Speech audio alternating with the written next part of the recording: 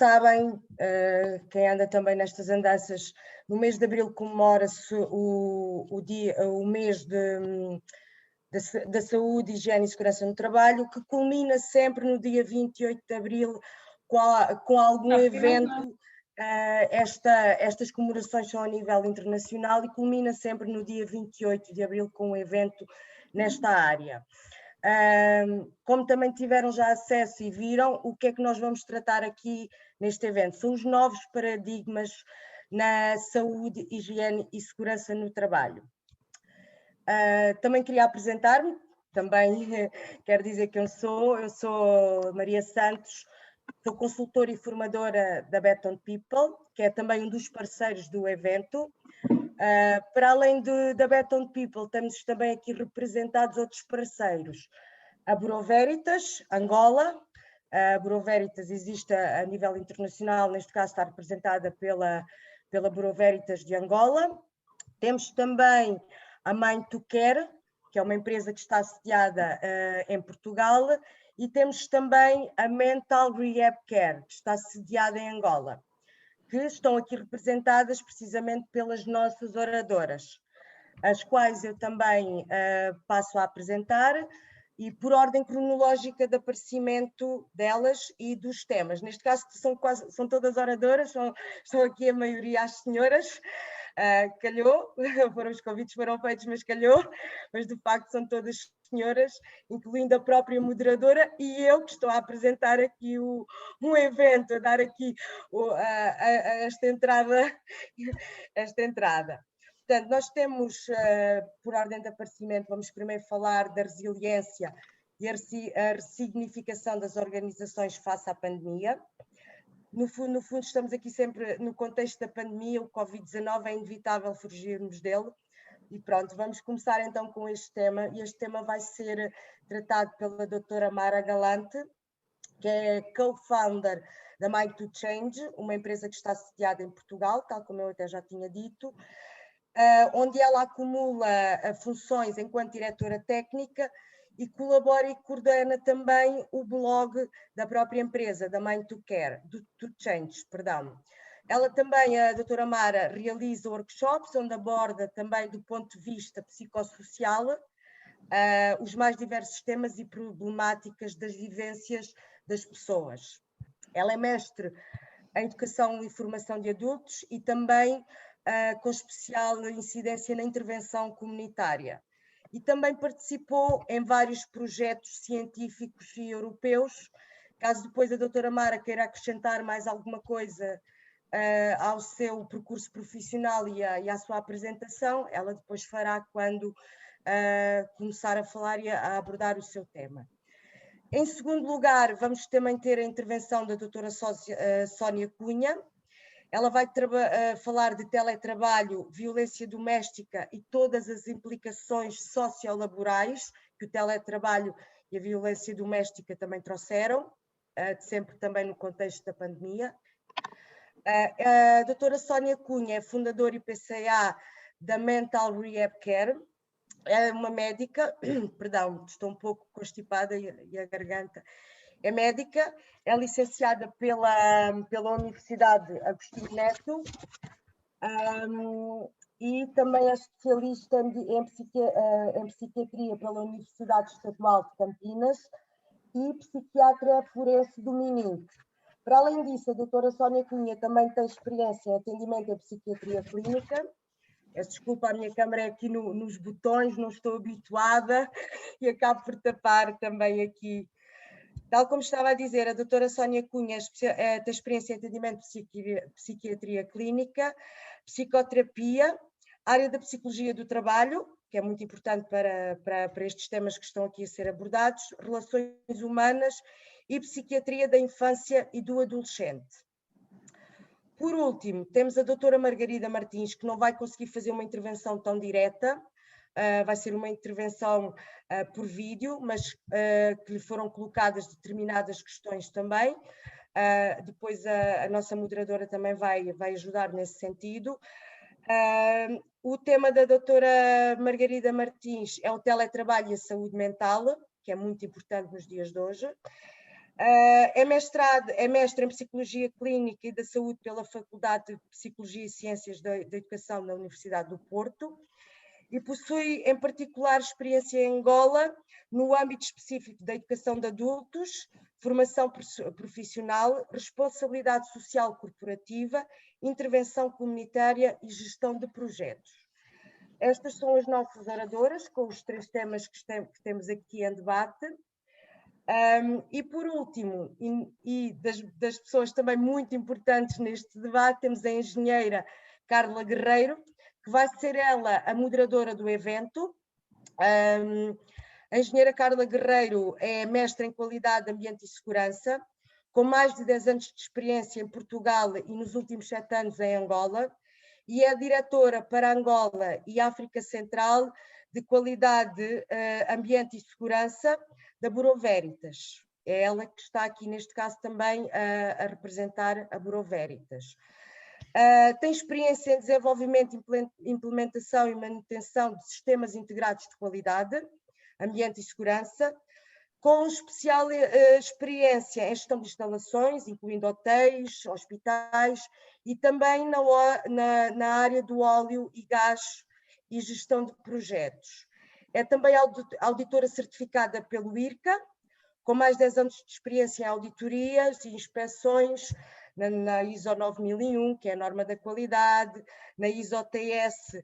Eu agora tenho que ir aqui à minha cábula, porque realmente a engenheira Carla Guerreiro tem aqui uma forte experiência em auditorias e tenho mesmo que ir à minha cábula, que é a ISO TS 16.949, na NPEN 17.020,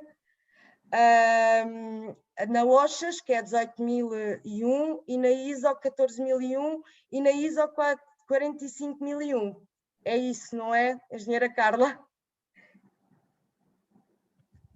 Espero sim, senhora, não precisavas ter sido tão específica, mas pronto, mas pronto, acho que deveria apresentar. Mais uma vez agradeço a todos a vossa presença.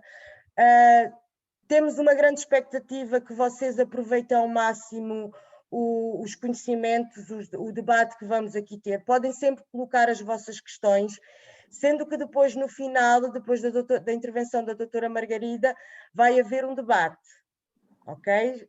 As questões também poderão ser colocadas no chat à medida que forem ouvindo, as vossas questões também podem ser colocadas no chat.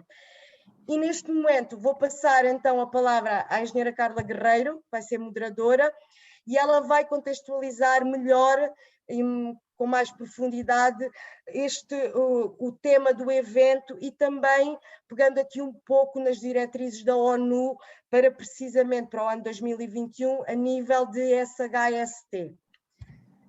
Bom evento, até já e aproveitem. Carla. Obrigada, Maria João. Boa tarde a todos mais uma vez, obrigado pela vossa presença. Nós hoje estamos aqui no âmbito do Dia Internacional da Segurança e Saúde no Trabalho. Nós sabemos que este lema é um absoluto para nós todos os dias, a segurança em primeiro lugar, a saúde em primeiro lugar. No entanto, hoje é um dia de refletirmos um pouquinho mais sobre este assunto e é nesse sentido que nós estamos aqui. Nos dias de hoje, sujeitos a esta pandemia do Covid, que nos trouxe novos paradigmas que devem ser analisados pelas organizações.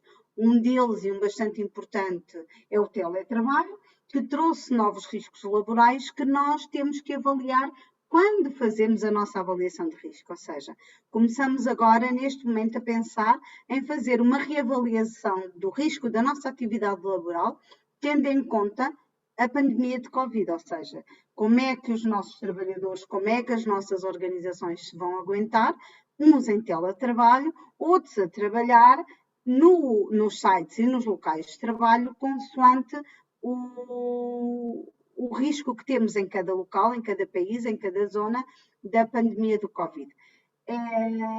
É uma situação que é bastante caricata, diferente, complicada. É um contexto em que estamos a viver completamente diferente do que o vivíamos no início de 2020, nos finais de 2019. mudámos completamente, temos as organizações a tentar sobreviver e há situações que este novo paradigma nos traz relativamente ao teletrabalho.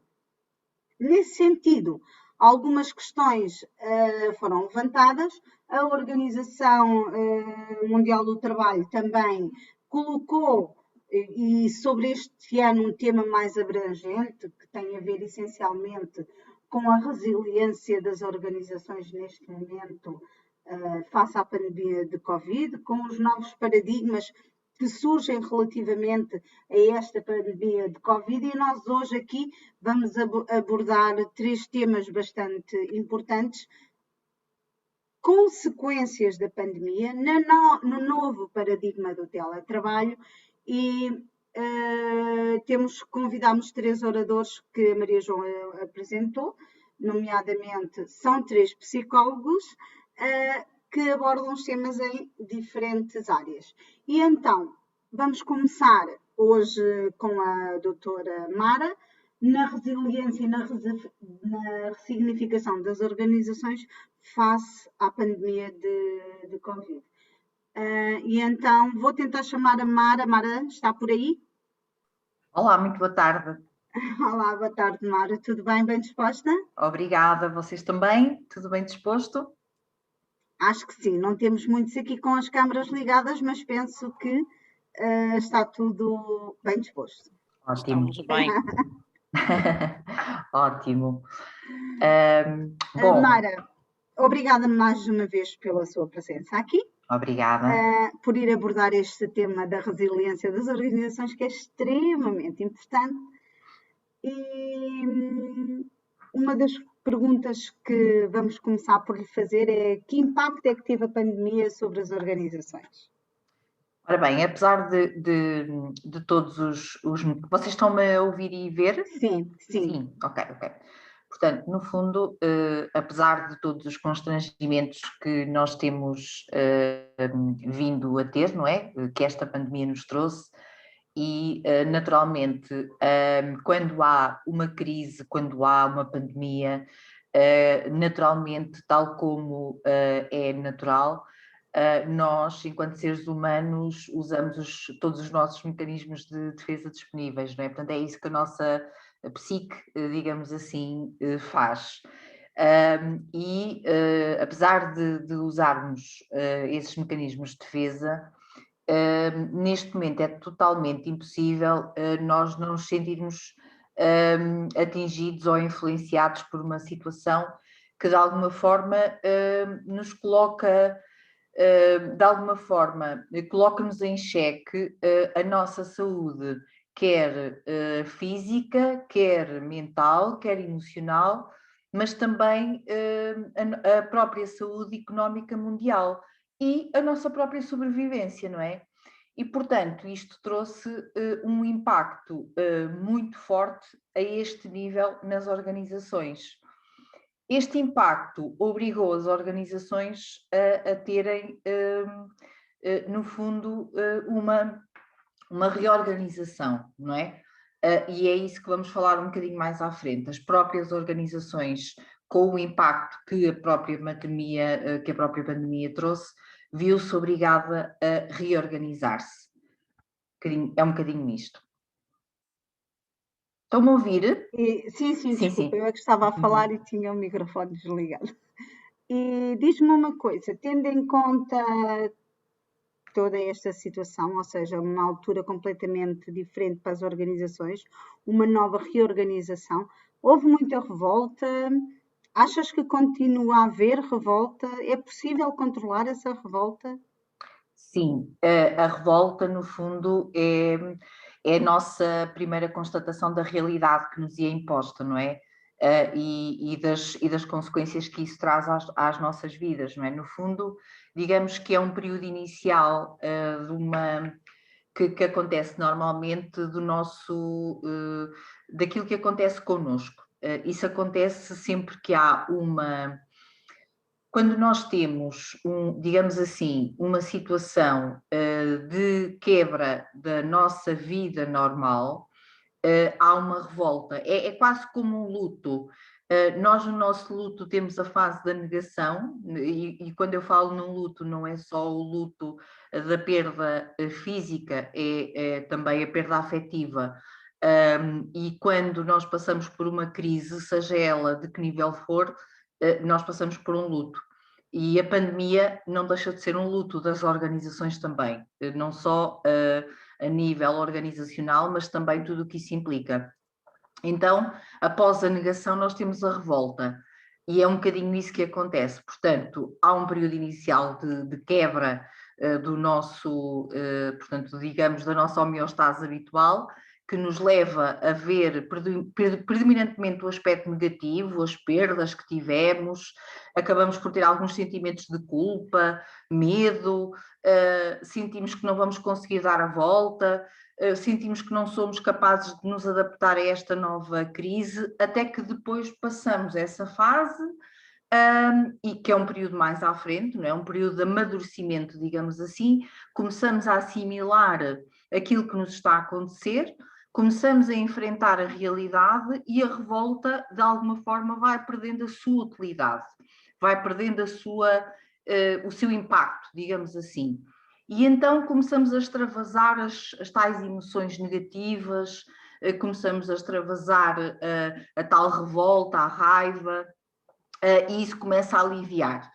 E há depois então a fase da consciência dos factos que nos está a acontecer, que se vai tornando mais plena, e é quando nós temos o espaço para a vivência emocional do que nos está a acontecer efetivamente.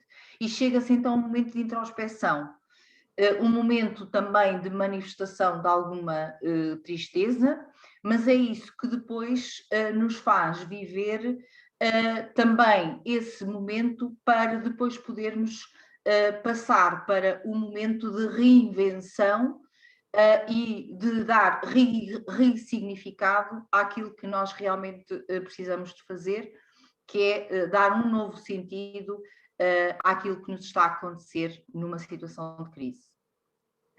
Mara, e então, como é que se desenvolve a resiliência num cenário caótico?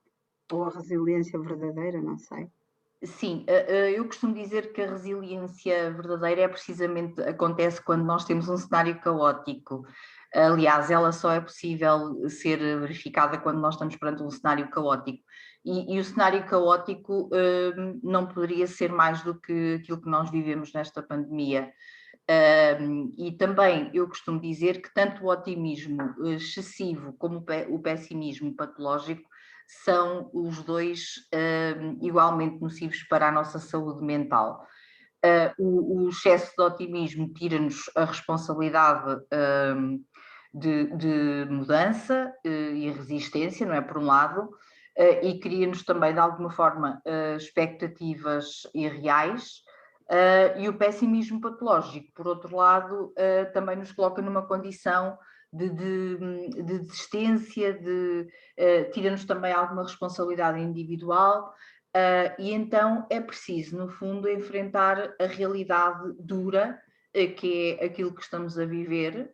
Portanto, estamos perante uma pandemia que nenhum de nós sabia quando ela chegou, e agora o que é que vamos fazer, porque a verdade é que nunca ninguém tinha vivido uma situação, ou pelo menos os da nossa geração nunca tinha vivido uma pandemia tal e qual como ela é. Então foi preciso enfrentar a realidade dura tal e qual ela é, que ela se mostrou, e só enfrentando a realidade como ela é, nos faz ser mais equilibrados emocionalmente e também mais resilientes. E esta articulação adequada entre a disciplina no nosso presente, termos também alguma fé no futuro, olhar de forma realista para a frente, ou seja, não sermos demasiadamente otimistas, mas também não sermos demasiadamente pessimistas. E eu reconheço que manter o equilíbrio entre estas duas frentes é realmente digamos, o nosso grande desafio.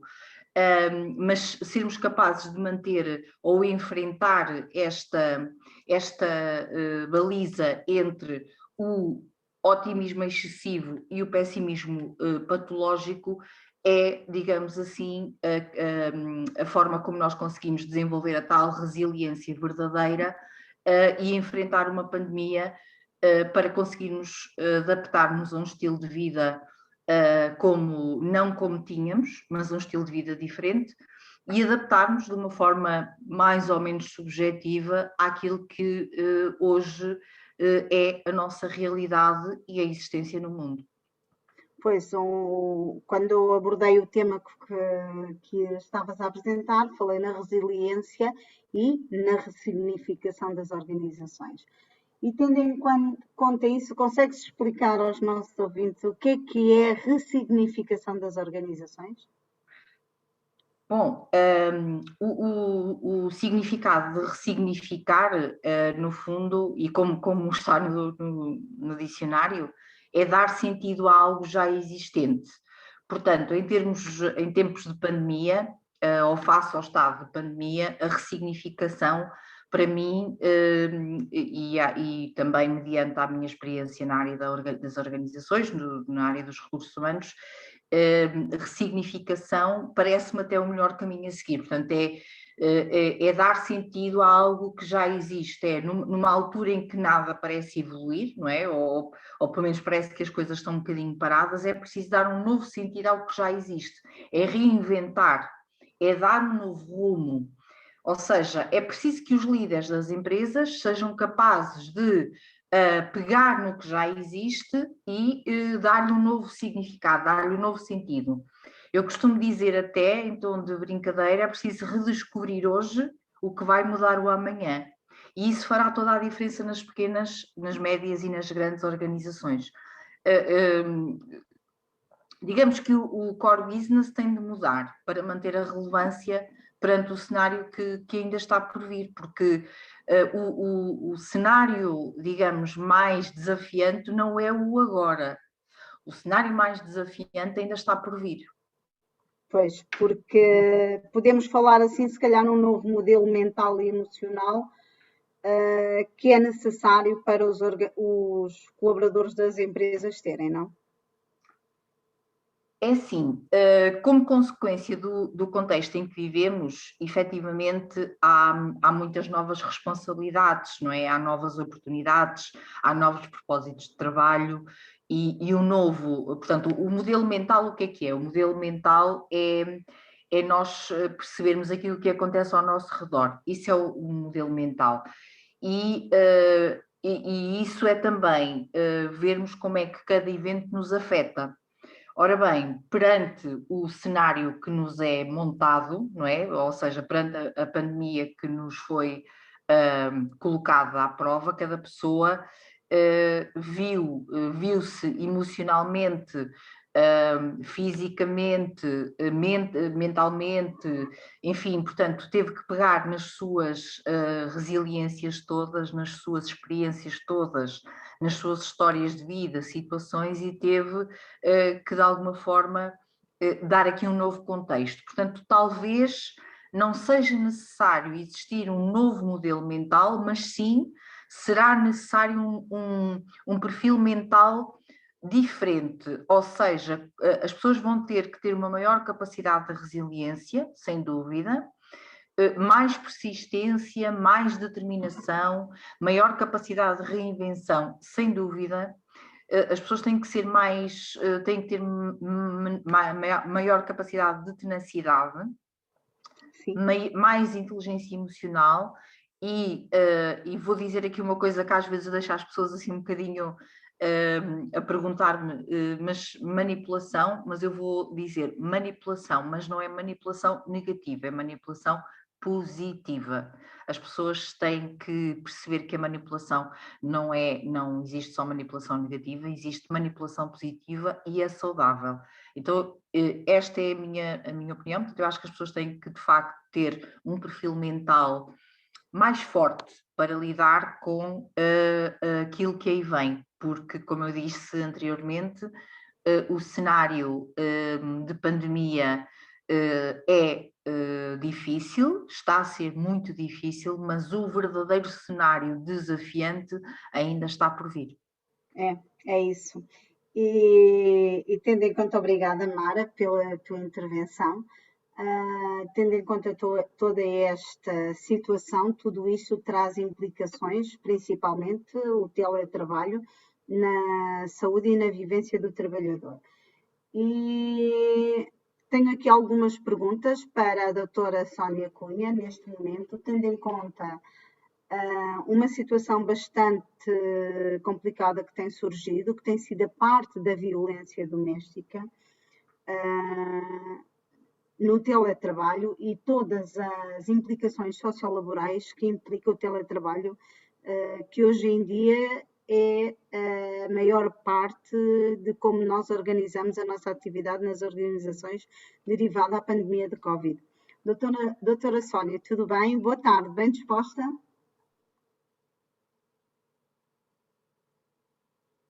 Sónia, está com o telefone desligado, está mute. Boa tarde, desculpa. Tudo bem, Carla? Tudo bem, Sónia, obrigada. Obrigada pela sua presença, por ter aceito o nosso convite também. Eu então ia-lhe começar a fazer algumas questões, começando principalmente, não é? Como é que a agressão ou a situação desconfortável pode provocar e provoca um estado de stress na vítima ao ponto de causar um sofrimento mental. Sim, Carla, primeiro eu gostaria de fazer uma abordagem assim breve mesmo sobre a violência doméstica, né?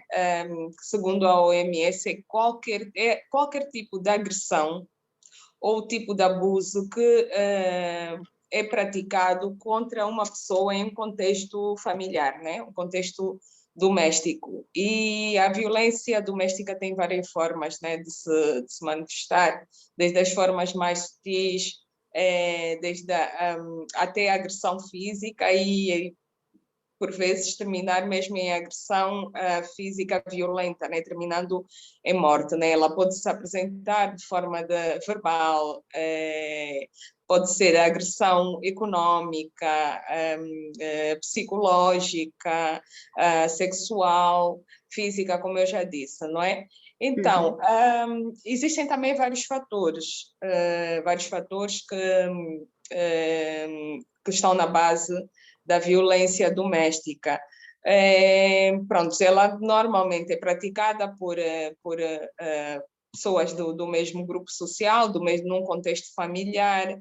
E, segundo estudos, né, falar de violência doméstica, nós temos que fazer uma atenção, temos que ter uma atenção especial para as mulheres, porque estudos mostram que as mulheres são as maiores vítimas de violência doméstica, né? E mulheres e crianças.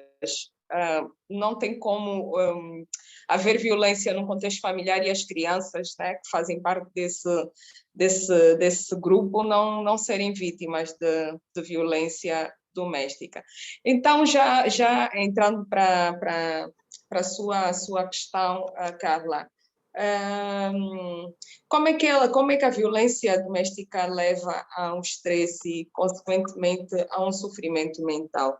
Pronto, neste último ano da pandemia, né, as pessoas dizem, perguntam-me várias vezes por que agora, né, há um aumento da violência doméstica, será que as pessoas estão mais tensas por causa dessa mudança, o coronavírus? Eu costumo dizer que aquelas famílias que viram um aumento do número de violência doméstica, ou aquelas famílias que no último ano, não é, começaram a sofrer mais, é porque já existia algum tipo de violência no seio desse grupo, dessa família.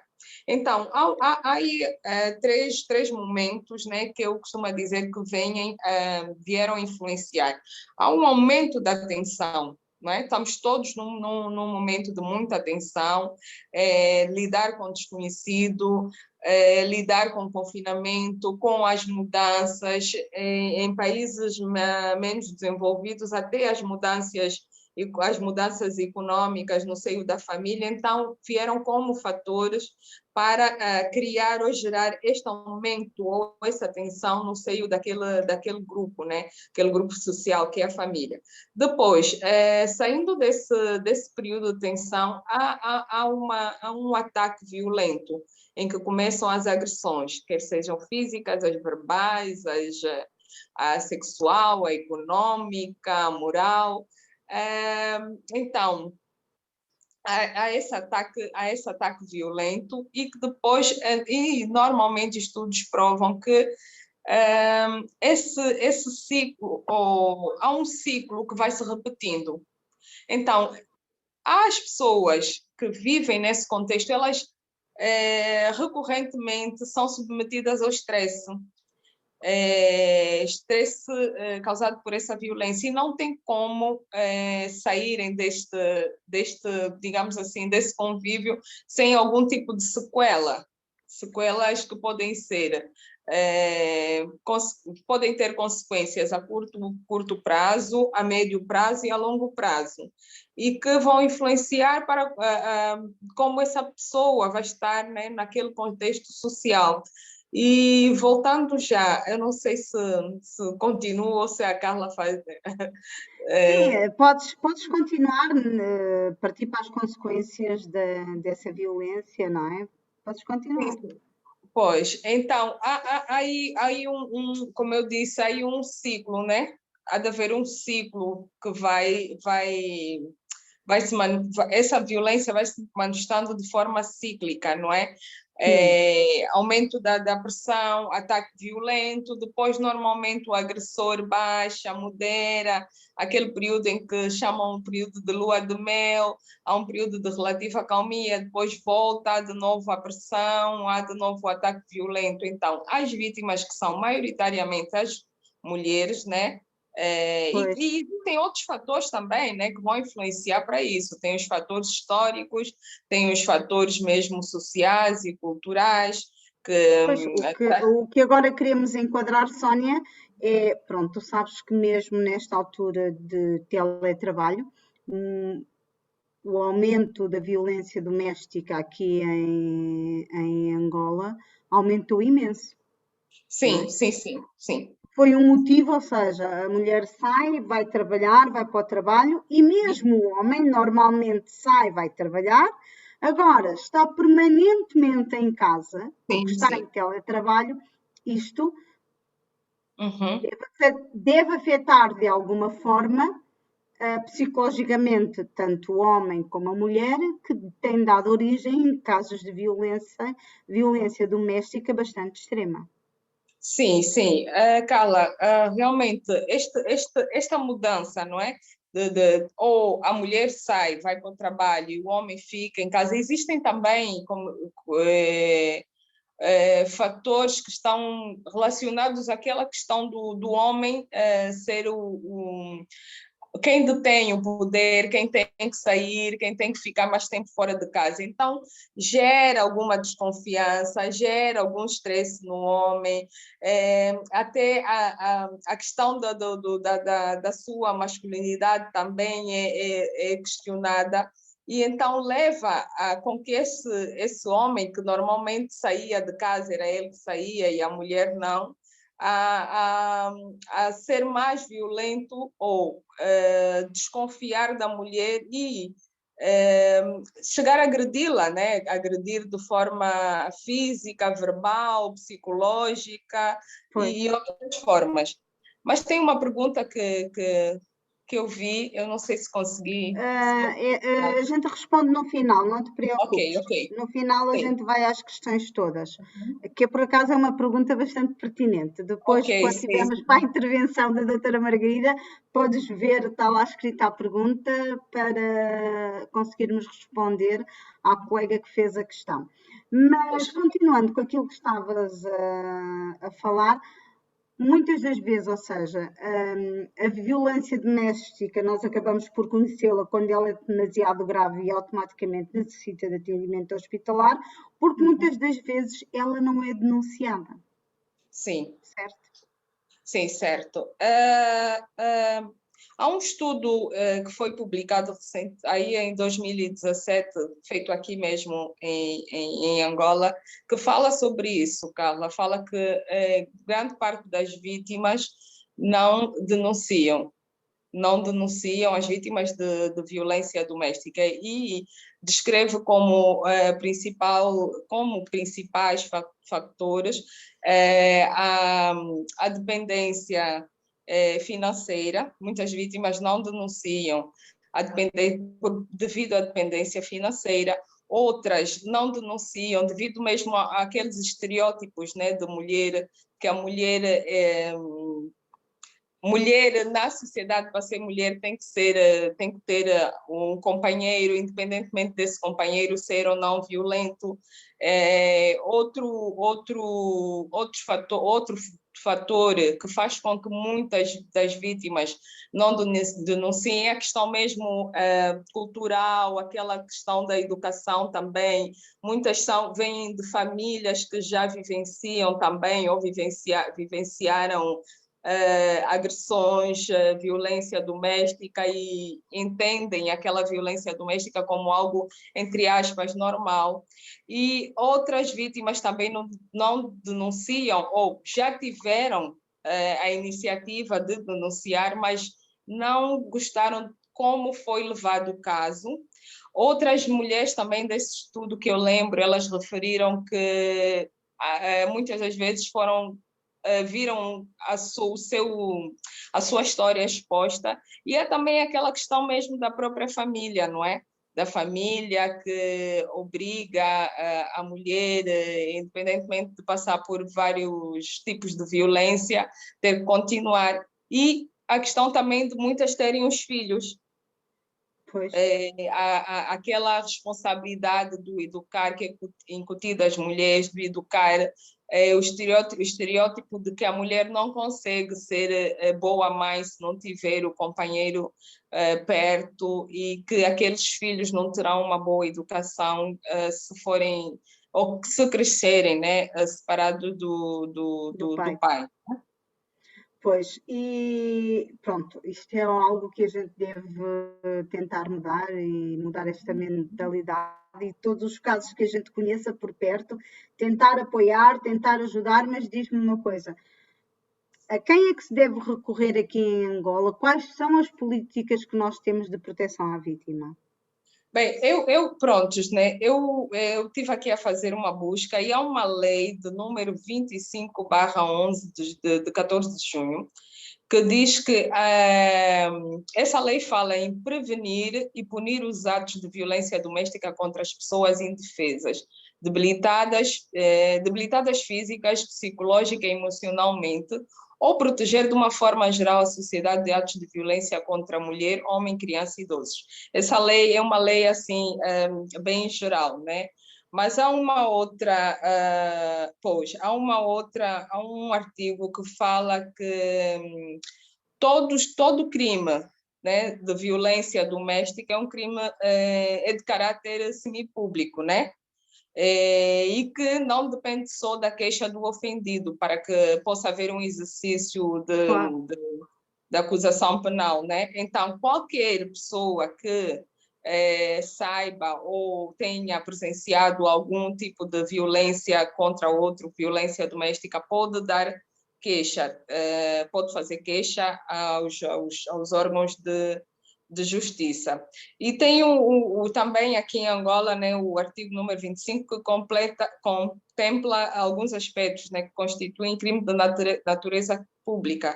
Por exemplo, ofensa física, psicológica grave, por exemplo, a falta de prestação de alimentos, a falta de assistência à mulher grávida, abuso sexual de idosos, de crianças, dentro do contexto familiar. Então, na verdade, Carla, existem até algumas leis, né, já, só que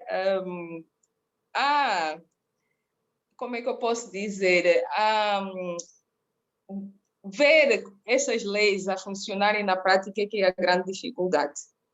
Pois, porque olha, por exemplo, nós temos a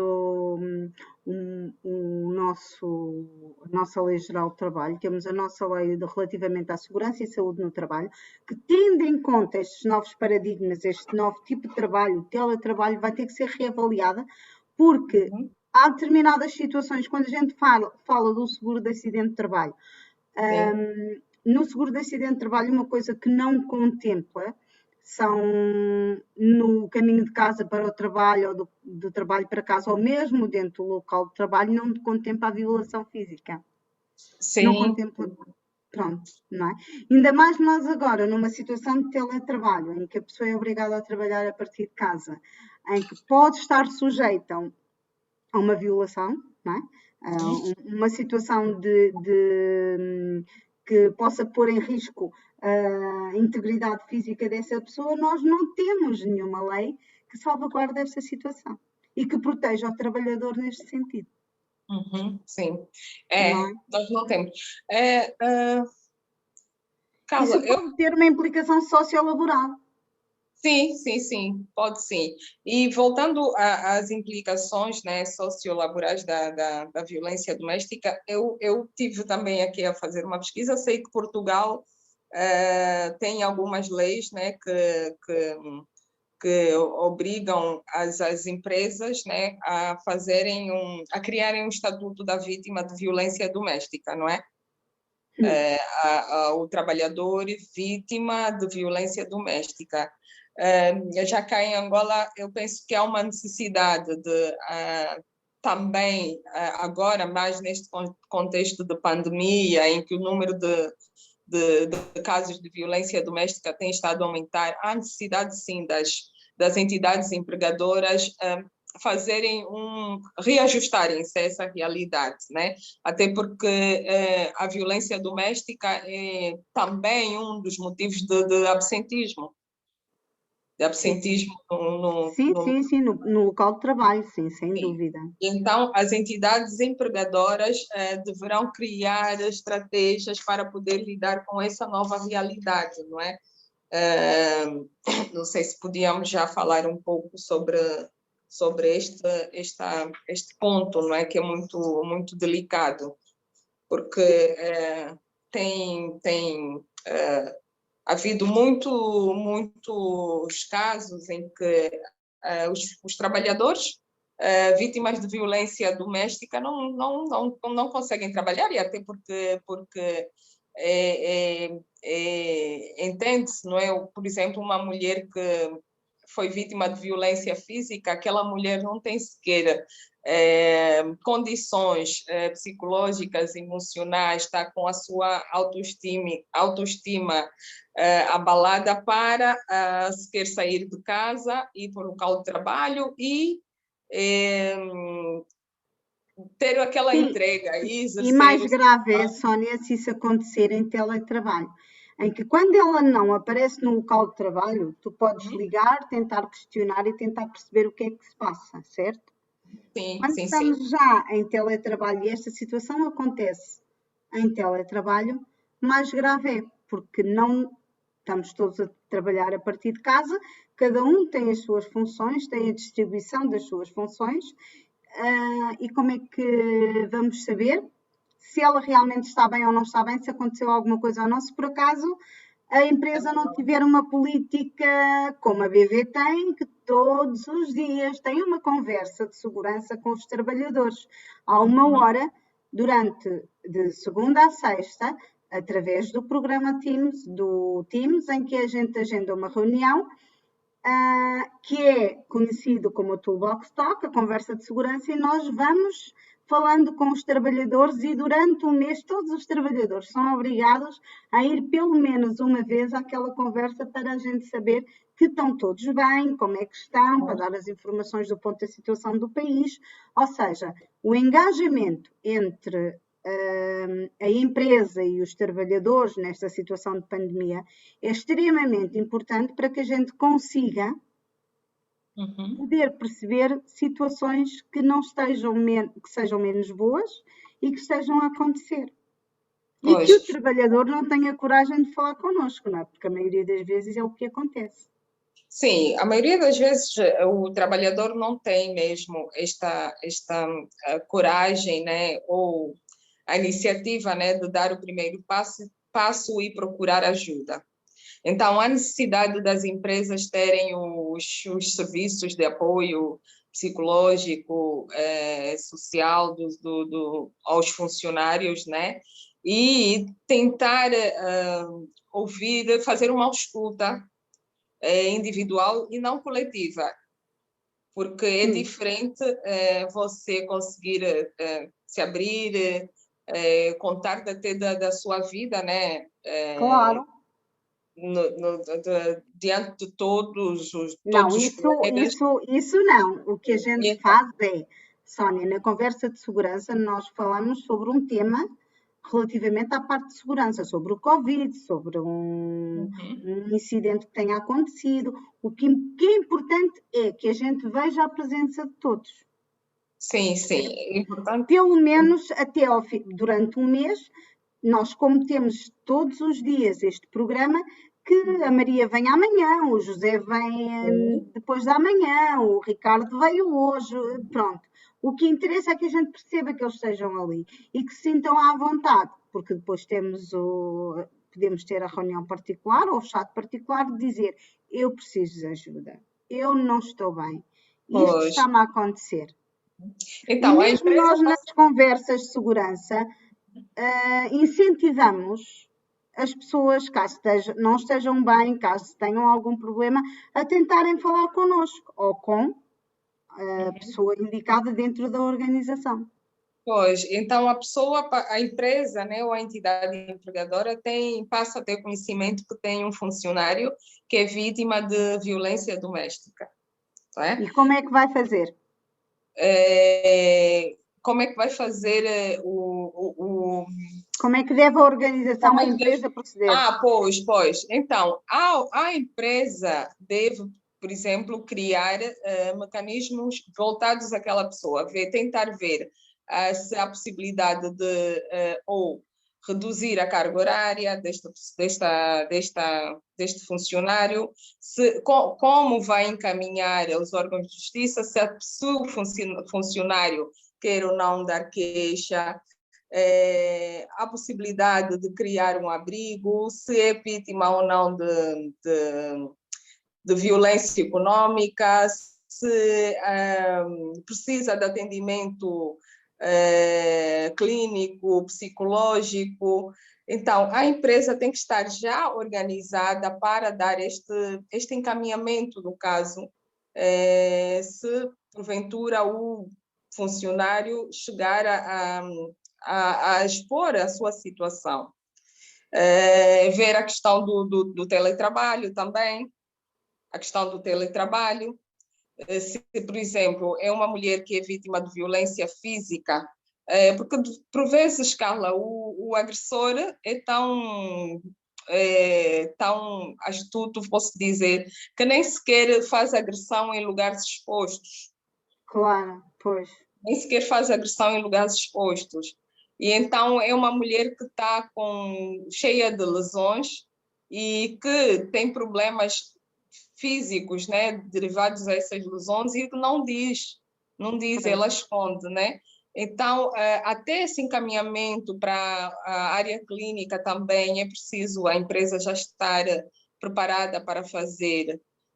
Precisa de fazer um apoio no geral, né, à vítima de violência. Claro, pois realmente é uma situação que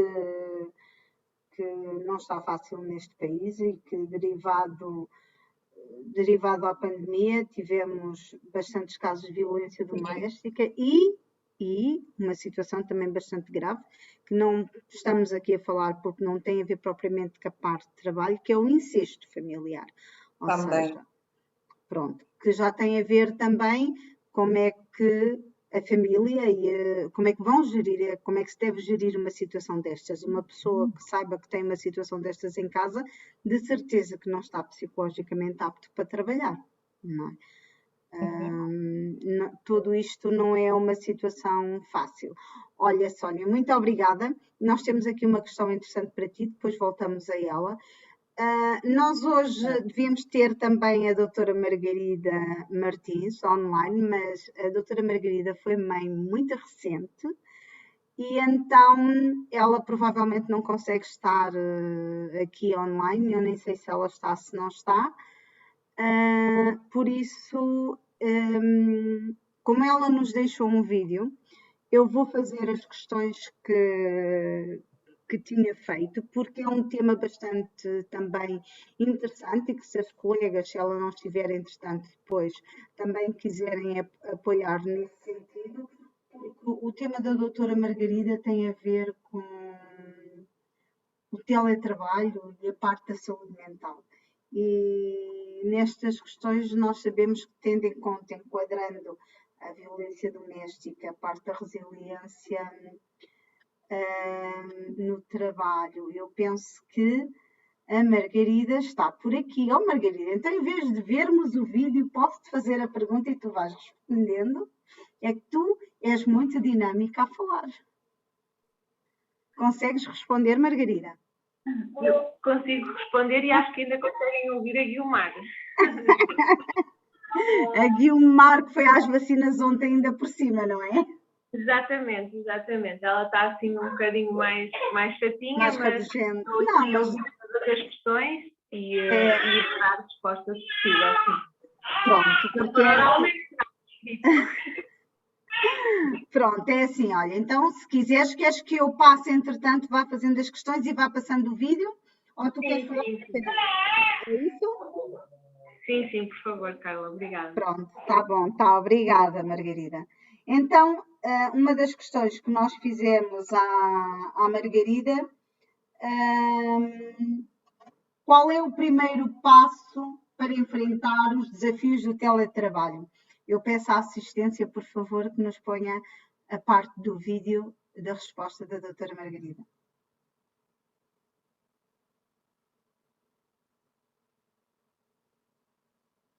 Essencialmente, o primeiro passo passa por reconhecer as dificuldades de adaptação ao regime de trabalho, de teletrabalho, que é novo. Portanto, é uma novidade para a grande maioria das pessoas e por isso é uma experiência nova que necessita de um período de adaptação, por isso é preciso dar tempo. Há ainda que considerar que na situação atual o teletrabalho implica não só misturar o espaço de trabalho com o espaço pessoal e de lazer e estar longe das habituais dinâmicas sociais e laborais, mas também gerir simultaneamente dinâmicas familiares não usuais, sobretudo se tiver filhos menores de idade ou séniores, dependentes, a seu cuidado. É importante também, num primeiro passo, valorizar o seu trabalho, estar grato por estar a trabalhar, tirar alguns minutos todos os dias, por exemplo, para refletir sobre a natureza do seu trabalho, o seu contributo, porque independentemente da ocupação de cada um, deve-se pensar o quanto é importante para si estar a trabalhar, estar ativo, para a sua organização, para toda a sociedade, do ponto de vista da economia, por exemplo. Portanto, é importante valorizar o facto de se estar a trabalhar também e reservar uns minutos para estar grato por isto. Portanto, o primeiro passo resume-se em aceitar as dificuldades de um regime novo de teletrabalho e estar grato ao mesmo tempo por estar a trabalhar e conseguir manter uma relação próxima com o trabalho, que é importante e estruturante. A próxima. Ok, outra pergunta que nós fizemos à doutora Margarida tem a ver que estamos em teletrabalho, é normal nós sentirmos estressados também no teletrabalho e no trabalho a partir de casa. Margarida? Quer dizer, neste caso, é o nosso suporte informático. Pode continuar com o vídeo, por favor?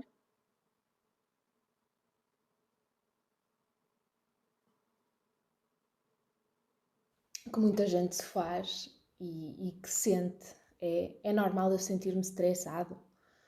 Eu diria que é normal se sentir estressado, cansado, frustrado, sobrecarregado. É fundamental que a pessoa consiga confiar na sua capacidade para ultrapassar situações menos positivas ou novas e lembrar-se de situações em que já conseguiu ultrapassar no passado.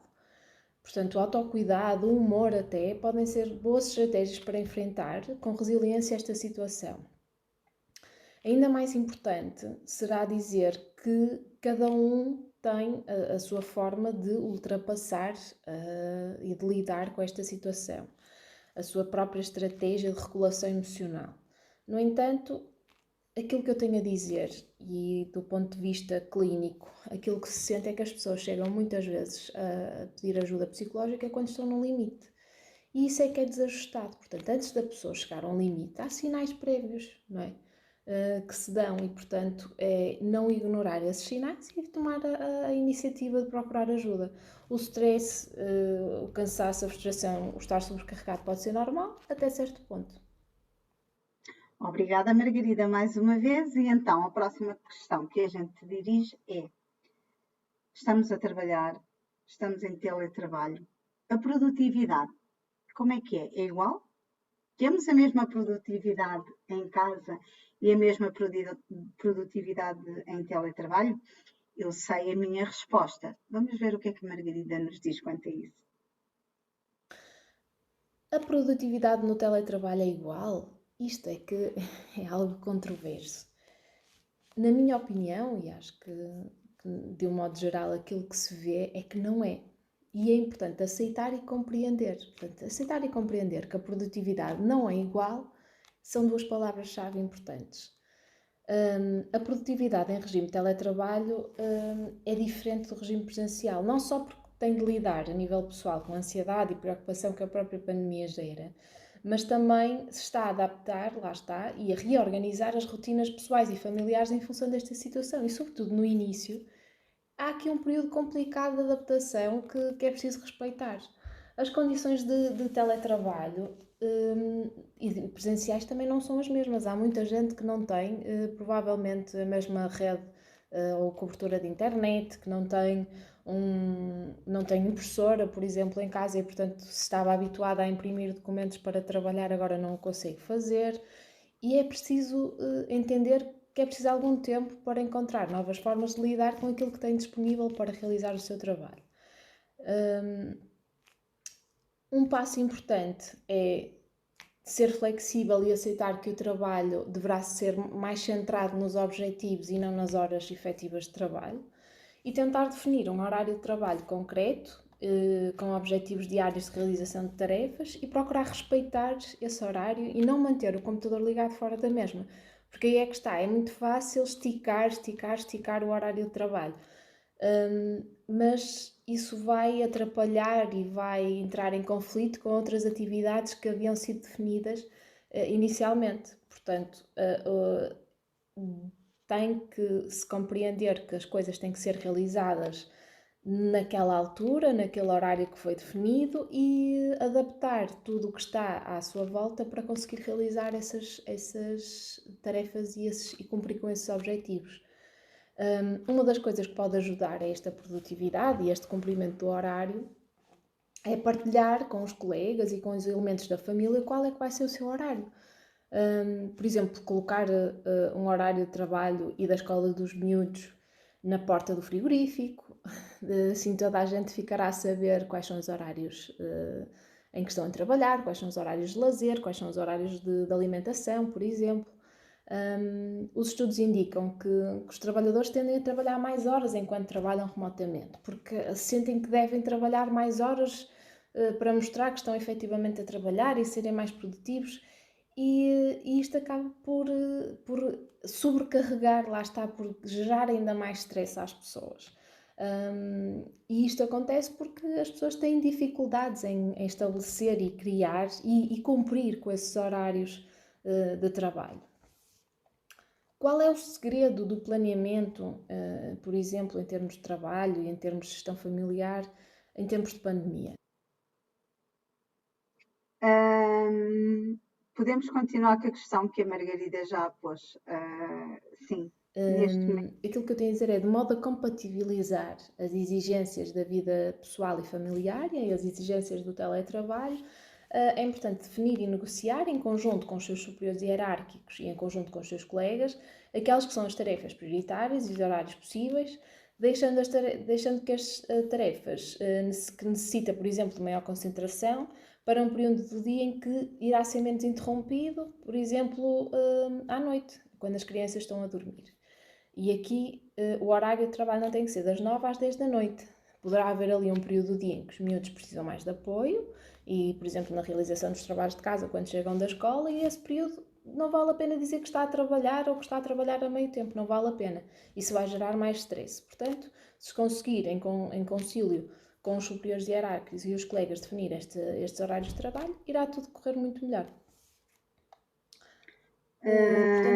Para só, pronto. Uma das outras questões que nós fizemos à doutora Margarida tem a ver com o local de trabalho, o espaço de trabalho. Nós estamos a trabalhar a partir de casa e não temos as mesmas condições que nós temos no nosso escritório, certo?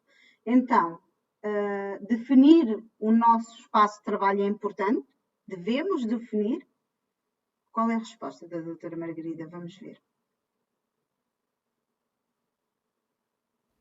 Deve definir um espaço de trabalho, é super importante, porque irá ser nesse espaço de trabalho onde irá passar pelo menos 8 horas do seu dia. E deve assegurar que esse espaço é confortável, que tem aquilo que precisa para trabalhar e que seja sobretudo um espaço seu personalizado em que se sinta bem, não é? Que esteja bem. Trabalho não tem que ser sinónimo de tristeza ou de desagrado, não é? O trabalho deve ser algo positivo e encarado como uma parte do dia onde a pessoa se sente bem, não é? Por exemplo, pode ser de preferência um escritório ou uma secretária numa divisão numa casa em que lhe permita estar o mais separado possível dos ruídos, não é? Portanto, estar na cozinha com um escritório se calhar é uma zona de maior circulação, isso não faz sentido, não é?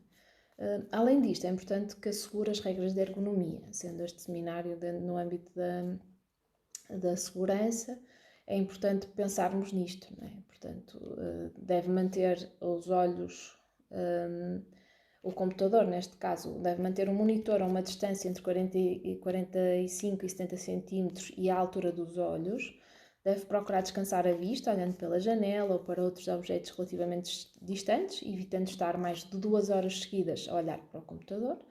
Deve manter ambos os pés no chão e utilizar as costas da cadeira para manter uma postura direita e apoiada. Nesta posição, a distribuição do peso para o relaxamento muscular esta posição contribui para a distribuição do peso para o relaxamento muscular, peço desculpa, e para a facilitação da circulação sanguínea, coisa que eu não estou a fazer agora e que vou fazer. Para além disto, deve movimentar-se, deve fazer exercício físico, deve ter uma alimentação saudável, tal como se estivesse no seu local de trabalho. Lembre-se que não deve permanecer demasiado tempo sentado ou na mesma posição. Deve fazer pequenas pausas, levantar e andar um pouco, procurar manter a rotina do exercício físico, ainda que possa ter que ser adaptado ao contexto de casa, não é? Mas uma coisa de bom que a pandemia teve foi o boom de pessoas que disponibilizaram vídeos online, portanto que há várias alternativas ao convencional ginásio. Respeitar os horários das refeições e fazer escolhas alimentares saudáveis. Isto também é importante nem que seja simplesmente pelo ponto de vista do trabalho que se pode fazer em relação à nossa imunidade e à nossa saúde física integral.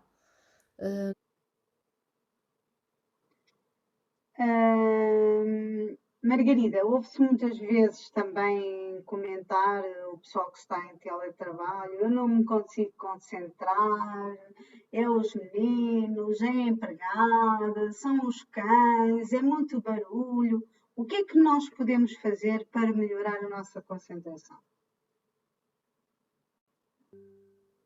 É focar-se em tentar minimizar as distrações e as interrupções, é o segredo da concentração.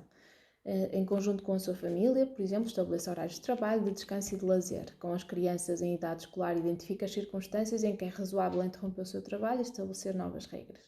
Por exemplo, se a porta estiver fechada, é um sinal que está a trabalhar. É como se não estivesse em casa.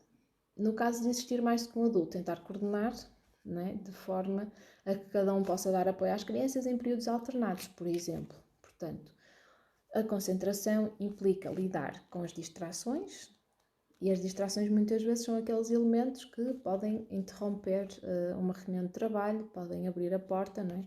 E, portanto, é fundamental que crie estes períodos, como já foi dito anteriormente, e que sejam conhecidos de todas as pessoas que estão em casa, não é?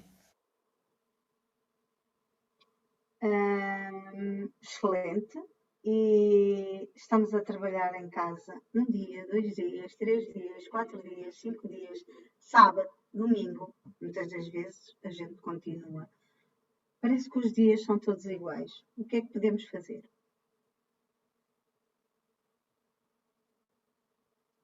Ao trabalho, tal como nós fazemos quando vamos trabalhar em regime presencial.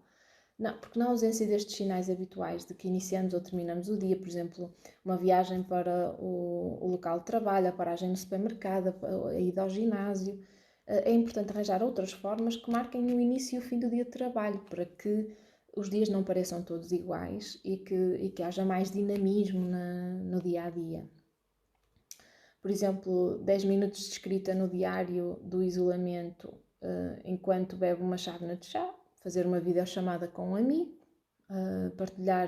para partilhar o plano do dia, já pode ser uma maneira de terminar sempre o dia daquela forma, mais descontraída, e a partilhar os sentimentos que teve durante aquele dia. No meio desta situação toda, não é fácil. E muitas das vezes a gente conseguir dormir, conseguir descansar, é complicado. E no final do dia, no final da semana, a gente diz assim: estou esgotada.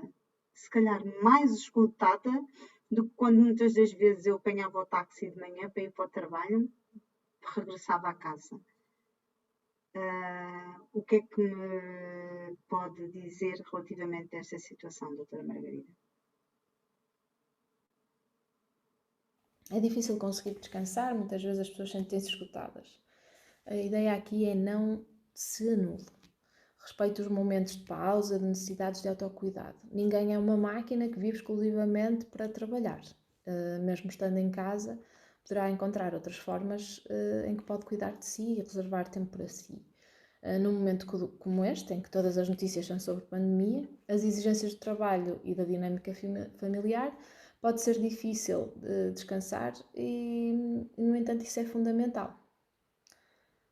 Criar e cumprir pausas ao longo do dia e momentos para relaxar, livres de informação, para que possam recarregar baterias. Por exemplo, a hora do almoço não tem que ser ver sempre o telejornal, em que as notícias são as mesmas, em que eu costumo dizer que quanto seria interessante que um dia inteiro o telejornal só desse boas notícias, para as pessoas saírem desta lógica pesada de e agora quantos morreram hoje? Não faz sentido, não é? E nós podemos, se a comunicação social não faz esse trabalho, nós podemos ter esse papel. Podemos desligar a televisão, ler um livro, podemos ver um filme nessa hora do almoço. Portanto, a ideia é nós termos um papel ativo nesta batalha que é lidar com a informação da comunicação social. Outra questão. Sim, a outra questão é que muita gente costuma fazer e que me tem perguntado muitas das vezes: então, estou a trabalhar remotamente, não tenho colega ao lado, não tenho ninguém trabalha comigo em casa que seja da minha empresa, então estou a trabalhar sozinho? Trabalhar remotamente significa trabalhar sozinho? Vamos ver a resposta da doutora Margarida. E reforçar o contacto com os colegas. combinar um café à distância, um almoço à distância, continuar a alimentar momentos informais com os seus colegas e tentar reduzir o ambiente online. Por exemplo, por que não celebrar na mesma o aniversário dos colegas de trabalho, mas numa versão online? Se calhar conseguem criar momentos interessantes e criativos e ter outro tipo de dinâmicas que já estão mais esquecidas. Deixo aqui esse desafio. Trabalhar remotamente implica trabalhar sozinho? Não, claro que não, claro que não. Apesar da pessoa estar sozinha no espaço físico, muitas vezes isso não quer dizer que esteja sozinha. Trabalhar em equipa é ainda mais importante neste momento. Se trabalha em equipa, definir com os seus colegas um plano de comunicação, por exemplo, uma reunião, ter um chat próprio para partilha de informações durante o dia de trabalho. Existem muitas ferramentas digitais disponíveis. Podem partilhar experiências, podem apoiar-se mutuamente. É importante também que a pessoa valorize esse trabalho em equipa. E, portanto, era mais ou menos isto que eu tinha a dizer. Eu peço desculpa por estar a reforçar.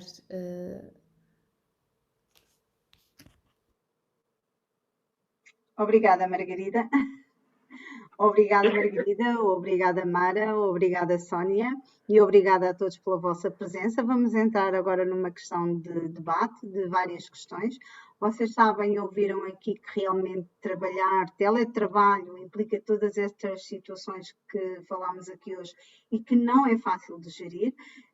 Eu posso partilhar a minha experiência como diretora de Qualidade, Ambiente e Segurança da Brio Veritas. Uma das coisas que nós temos e que nós valorizamos no teletrabalho é não trabalhar sozinho, e então mesmo a partir de casa, mesmo online, nós temos o Teams, que é extremamente fácil de nos metermos com um colega, de reclamar com um colega, inclusive, olha, tu não estás a trabalhar, não estás aí ligado, o que é que estás a fazer? Ou seja, a comunicação, a intercomunicação entre todos é extremamente importante nesta situação. E então, vamos ver a primeira questão, dirige-se para a doutora Sónia, que falou sobre violência doméstica e económica. Gostaria que explicasse sobre isso.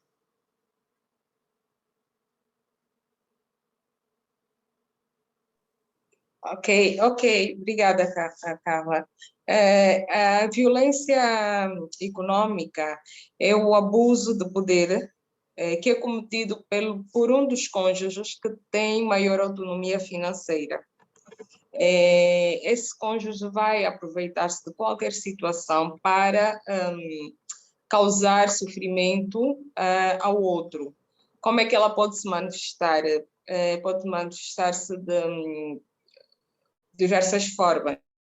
Uma delas é não dar ou reduzir o suporte financeiro àquele lar, ou seja, reduzir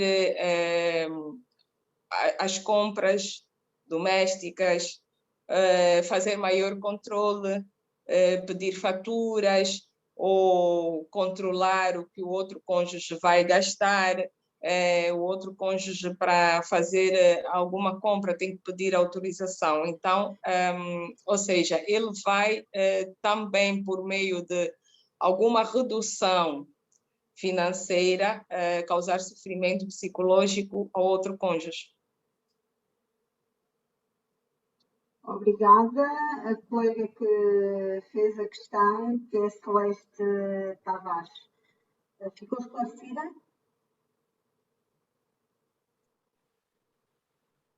Celeste? Está mute. Boa tarde. Obrigada, dona Sônia. Eu não consigo ouvi-la bem. Celeste, não a estamos a ouvir muito bem. Sim, muito boa tarde. Quem eu agradeço, se fosse esclarecida, agradeço. Obrigada, Celeste, obrigada pela atenção. Nós temos uma outra questão dirigida à doutora Margarida. Muito boa tarde. A minha questão é como gerir o stress face à dificuldade de comunicação em rede que se verifica no nosso país e como dinamizar o teletrabalho em uma sociedade onde a mesma ainda parece ser uma novidade para muitas das organizações. A questão foi posta pelo Evaristo. Margarida, consegues responder? Eu adoraria conseguir responder em nome da sociedade e daquilo que são, daquilo que é a capacidade de Angola em termos de comunicação em rede. Como a Carla disse, eu já trabalhei lá e sei, e estive lá em tempos de pandemia e no início, e fazia a gestão de uma equipa à distância e é extremamente complicado. Portanto, isto passa muito por gerir aquilo que temos disponível, não é? E, portanto, só isso já faz reduzir o stress. Portanto, se eu olhar para aquilo que tenho e tentar trabalhar com isso, isso é logo um fator de confrontação perante o problema que nós temos, não é? É assim que nós resolvemos os problemas. Portanto, aquilo que eu aconselharia em termos de gestão de trabalho é, se eu não posso falar todos os dias online com a minha equipa, é tentar definir um horário, por exemplo, semanal, não diário, semanal, por exemplo, para articular com a equipa e com os colegas e tentar que naquele momento consigam estar todos reunidos. Acredito que assim diminuiria também um bocadinho este stress. E depois, o stress é o pior inimigo que nós temos, mas também somos nós que o geramos grande parte das vezes. Portanto, passa pelo autocuidado que eu falava anteriormente, por tentar perceber quais são aquelas estratégias que são muito individuais e variáveis. Por exemplo, se calhar para a Carla ir apanhar um bocadinho de sol é relaxante, ou ir até à piscina. Para mim, se calhar ler um livro é relaxante. Portanto, é tentar que fora do horário de trabalho as pessoas consigam ter momentos também de descompensação, não é? Quando estão diariamente a tentar gerir problemas ou de internet ou porque aquele não responde. Portanto, é tentar ao máximo que fora daquele ambiente reduzam o stress que vão tendo acumulado. Eu não sei se me fiz entender à pessoa que fez a questão. Aquilo que eu quero dizer é, em relação àquilo que o país tem para vos oferecer, aquilo que nós temos a fazer é ser resilientes, é lidar com aquilo que nós temos de características positivas, e vocês têm imensas, e tentar gerir aquilo que têm disponível, porque se vão sempre estar num plano e se eu tivesse, é muito difícil trabalhar assim. E depois aquela sugestão do trabalho numa lógica, se calhar, de gestão mais semanal e não diária, quando não tem essas capacidades, e o stress é a questão do autocuidado, do humor e de encontrarem as vossas soluções para descompensar um bocadinho, que também é preciso em tempos de pandemia. Obrigada, Margarida. Eu penso que a resposta, que o colega ficou satisfeito com a resposta. Evaristo está aí? Evaristo? Bom, não sei se ele entretanto está ou não, mas o que é certo e é verdade... Ok, obrigada. Ficou esclarecido, Evaristo? Eu agradeço, fiquei satisfeito, sim. Muito obrigado mesmo. Nada, ora é essa. Até porque, sim, realmente uma das coisas que você fala ali é verdade, teletrabalho é uma situação nova nas organizações e por isso é que é um novo paradigma e por isso é que nós temos que analisar e como na área de segurança que estamos, refazer a nossa avaliação de risco, tendo em conta as nuances e as situações que podem surgir na nossa vida profissional, para que alteram a avaliação de risco feita, porque nós, por lei, somos obrigados a ter a avaliação de risco de cada atividade que nós fazemos, seja administrativo, seja carpinteiro, seja pedreiro, seja inspetor, seja auditor, seja formador. E a partir daí, dessa avaliação de risco. Caso haja alguma alteração da atividade normal, nós temos que refazer a nossa avaliação de risco. E um ponto muito importante que nós temos aqui é o teletrabalho, que vai alterar bastante a nossa avaliação de risco, tendo em conta todas estas situações que falámos aqui hoje e muito mais que possam surgir. Não é? Tem a ver tudo com as situações familiares, socioeconómicas, com as condições de trabalho. Quem é que se lembra de estar em casa e fazer um bocadinho de ginástica laboral? Vamos parar um bocadinho, vamos fazer uma ginástica, vamos nos mexer, vamos desconcentrar daquilo que estamos a fazer. Sim, porque nós no escritório estamos sentados.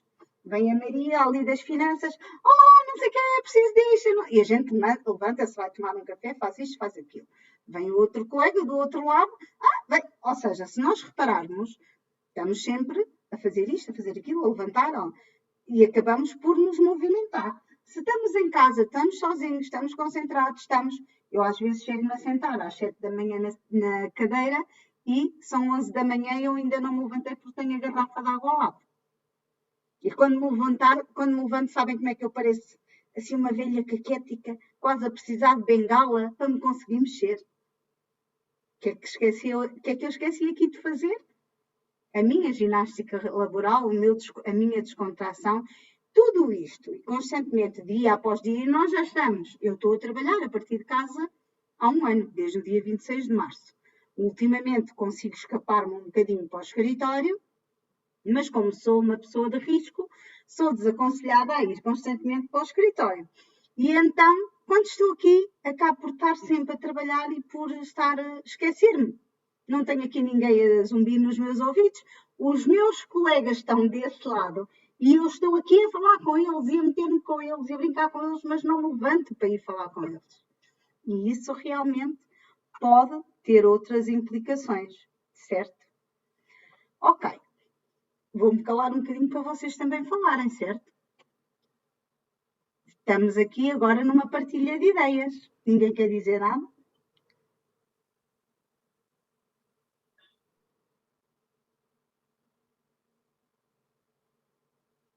Margarida, vais falar, estás mute. Podia ser aqui o Marco que queria dizer alguma coisa. Ok. A sugestão da Carla em relação à questão da ginástica laboral é interessante e é muitas vezes esquecida e depois traz consequências mais graves. E ainda temos que lidar com a pandemia durante os próximos meses, portanto, convém aderir a estas estratégias antes que fiquemos todos caquéticos. Obrigada, Margarida.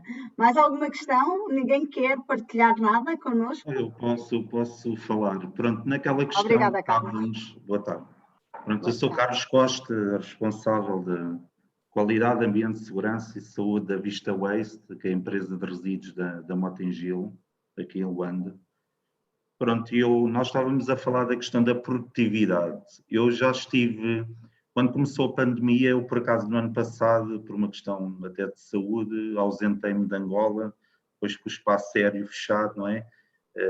Tive que ficar em Portugal até agosto, pronto, e passei na pele, não é? Pela questão do teletrabalho na empresa e tinha cá uma equipa a trabalhar, pronto, e eu vejo que não é a mesma coisa. Quem diz que é trabalhar em casa, não é? Eu tinha os meus filhos em telescola, tinha a minha esposa a trabalhar, nós temos que fazer pausas repentinas na nossa produtividade, não é? Estamos a executar um relatório, os filhos chamam-nos por causa da escola, precisam de apoio, depois temos que fazer o almoço, depois temos que isto. Por isso acho que aquelas pessoas que dizem que é igual é um mito para mim, isso é impossível. Uma coisa é uma pessoa estar sozinha e estar numa casa sozinha, Pois, não é? é como eu. Por exemplo, eu já estive também um período de teletrabalho em Angola, eu estou sozinho cá, sem família. Pronto, dá para... a produtividade é maior, mas não é igual. Agora, quem está, por exemplo, até cá em Angola, que tem os seus filhos, não é? A sua vida, o seu marido ou mulher, é impossível uma pessoa... e depois lá está, não tem horário de trabalho, às vezes não tem local de trabalho, está a executar um documento por causa das tem que ajudar os filhos, tem que trabalhar fora de horas, descompensa, pronto, um método que nós, não é, presencialmente é diferente. Na minha opinião, não sei se todos partilham da mesma opinião, mas eu penso que há há muitos fatores em casa que levam a não conseguirmos executar o teletrabalho igual de tanto presencial. E depois também depende da área de atuação, do cargo da pessoa e da área de atuação. Há áreas, por exemplo, uma área financeira ou de um banco ou de uma área financeira de uma empresa, se calhar consegue estar, não é? A tratar dos números, a fazer reuniões em vídeo. Agora, eu tenho um trabalho, muitas vezes é preciso também andar no campo e a ver as coisas são totalmente diferentes, não é? Quando uma pessoa tem que ficar fechada. Claro, sem dúvida. E eu costumo ver muitas vezes os vídeos do Carlos no LinkedIn relativamente à atividade que desenvolve na Vista Oeste. Muito bem. Sim. Não, é assim, nós temos uma equipa que foi formada há cerca de 3 anos, que todos desempenham muito bem o seu papel, já está tudo de forma integrada. Agora, devido a estas questões, não é, que é de conhecimento público, está difícil esta situação, mas nós tentamos fazer o nosso trabalho da mesma forma. A empresa parou algumas áreas, mas nós tentamos executar o nosso trabalho como se estivesse tudo a 100%, e às vezes até a questão da motivação das pessoas das outras áreas, face ao panorama atual, já basta a pandemia, depois face a outras situações, é complicado conseguir, toda a gente aderir da mesma forma como aderia até ao momento. Eu penso que é verdade, Carlos, é verdade. Obrigada pela sua participação. Obrigado. Eu penso que a doutora Gisela Gomes, que é a diretora de RH da Abril Veritas, estará por aqui. E se ela estiver, será que ela nos consegue dar uma palavrinha, Gisela? Como é que nos organizamos na pandemia?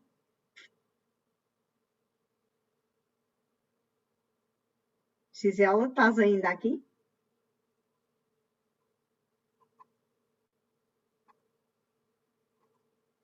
Com ela, se calhar não está.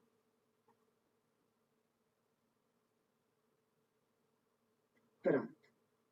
Se calhar não está. E então, Lisete.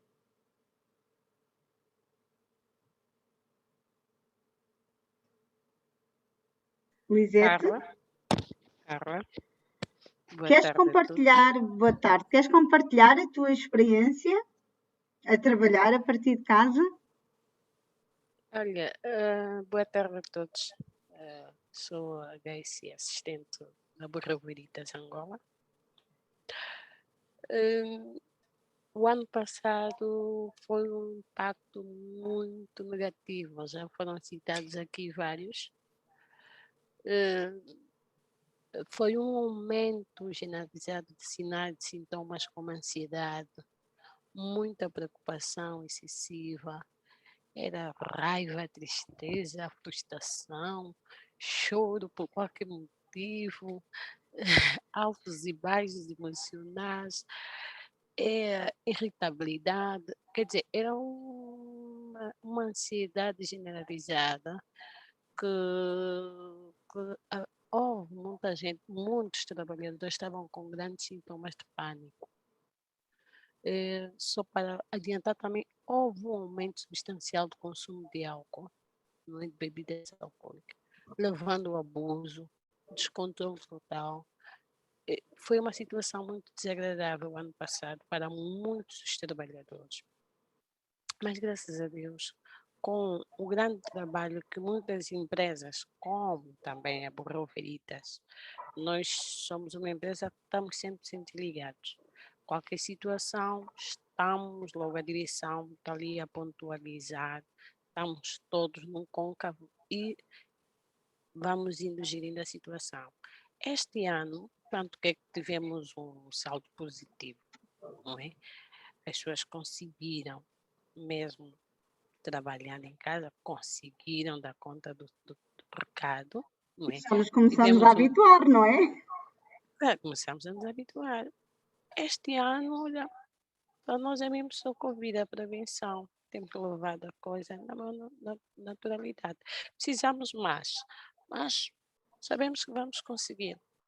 É de forma que quando entramos para a rotina normal, nós estaremos lá bem engajados também. Não teremos tanta preocupação como de certeza várias empresas não conseguiram contornar essa situação. Foi mesmo uma situação muito preocupante o ano passado. Mas graças a Deus conseguimos. Tivemos duas áreas muito preocupantes, que tiveram muito preocupante, que é a logística e o IT. São áreas que foram muito pressionadas, porque nós trabalhamos com clientes, e eles efetivamente tinham que dar algum apoio, têm que dar algum suporte. Então, são duas áreas que foram muito mais pressionadas. Não é? Tiveram muita pressão durante o ano passado. E agora acredito que este ano já estamos mais ou menos bem É a caminhados. resiliência, não é, Mara? Sim, senhora. A resiliência, A o apoio resiliência. psicológico também é fundamental, não é? Manter o apoio psicológico e emocional, mesmo que em teletrabalho, é uma coisa que às vezes nós perdemos, porque às vezes, pelo facto de estarmos em teletrabalho, pensamos que não é possível ser feito. É possível ser feito de uma forma continuada e muito eficaz, e as empresas podem fazer isso, dar esse apoio aos seus colaboradores e ajudá-los a manter essa resiliência.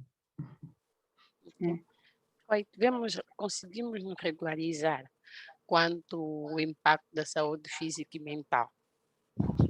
Esse foi o grande segredo. Conseguimos. Obrigada, Lisete, pela tua participação. Mais alguém quer comentar? Sim, porque agora este fui eu quase que obriguei, exceto o Carlos, que esteve ali, falou aqui à vontade, não é? A Lisete tive que eu pedir, mas mais alguém quer intervir? Como é que é nas vossas organizações de teletrabalho? Como é que vocês estão a aguentar?